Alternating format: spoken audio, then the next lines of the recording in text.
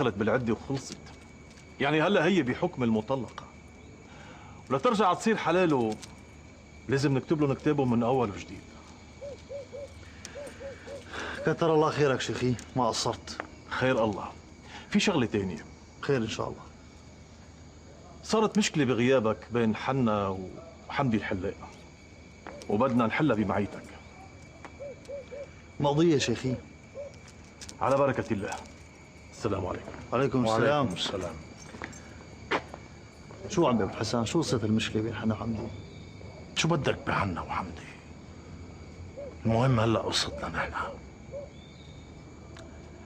عم نستنى لنشوف شو حيطلع معه. أهم شيء ما ضل عم ينكر. ان شاء الله. وهي بتكون اغلى هدية منك يا قبضاي. بيستاهلوها. بدك روح معك بكره؟ لا، ما في داعي تعذب حالك عمي ابو حسن. هني سؤال وجواب. اتكل على الله. ونعمل اتكال.